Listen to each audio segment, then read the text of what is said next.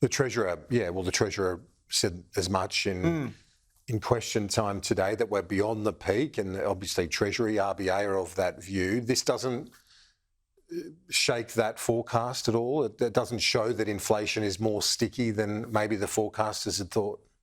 I don't think so. When you look at that core inflation measure, that's still trending downwards. But that's not to say that households aren't still under significant cost of living pressure. That's why we're pursuing our cheaper medicines policy, which the Coalition was railing against in question time today. The energy bill relief, which the Reserve Bank Governor says will take 3/4 of a point off inflation, and which the Conservatives voted against. And important measures such as targeted relief to people on job seeker and youth allowance. Governor Lowe spoke about the issue of rent, and it's almost like a self-fulfilling prophecy here, because as rates go up and then rents likely go up to help those repayments, and rent becomes this driver of inflation. It's a problem. How do you get around that? Rents are certainly going up substantially. That was one of the reasons, Kieran, why we put in place the biggest increase to Commonwealth rental assistance in 30 years as part of the last budget. We recognise that households are feeling the squeeze, and that it's important also to increase the supply of housing. Long term, the way in which you ensure that you don't get out of control rent prices and housing prices is to bring more supply on stream. I'd love it if the Liberals and the Greens would stop their blocking game in the Senate and support the Housing Australia Future Fund.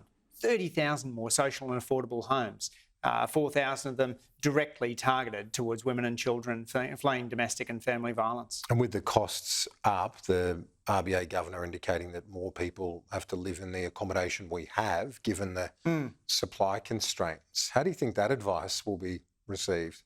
Well, I think Australians already feel that housing squeeze right across the board and recognise that it's a big issue for young Australians. It comes up all the time in my electorate, Kieran. I'll have young couples coming to me at street stalls saying that on too modest incomes, they don't know how they can raise a family and buy a home.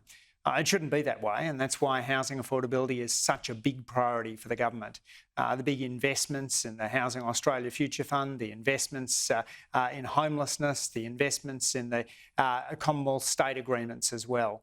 We need to do more. That's the key, isn't it, the states? Because you've got to get those planning ministers at the state level to put the heat on councils to get approvals up, surely. We've definitely got to unlock more supply, and we're doing that through direct budget investments and also through engagements with state and local governments.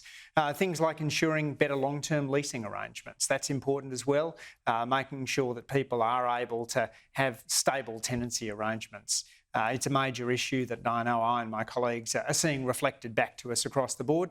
And it arises from 9 years of coalition inaction in which there was no real focus on dealing with Australia's housing affordability problems. The Governor said wage rises, as they are and forecast, are not problematic if we have productivity growth.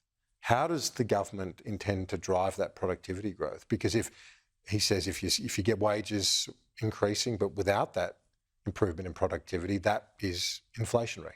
Well, productivity is fundamental to us as a Labor government. We want to invest in institutions, and our competition reforms are a core part of that. We want to invest in individuals, and the free TAFE places and university places are part of that. And we've got to invest in infrastructure. So what we're doing, the national broadband network and cost-benefit driven in roads and rail infrastructure is a key part of that as well. Do you need to be careful in terms of the wages, supporting the wages bid? The Treasury Secretary said very clearly we're not in a wage price spiral, and I don't think anyone imagines that I don't think anyone imagines we've got an inflation challenge right now because cleaners and checkout workers are being paid too much. We've got an inflation problem because of busted supply chains the Liberals did nothing to fix in their decade in office, and a war in Ukraine. The government's working hard on the supply side, the Reserve Bank on the demand side, and together economists believe that inflation will be back in the target band within a couple of years. Andrew Leigh, appreciate it. Thanks, Kieran. We'll talk to you soon.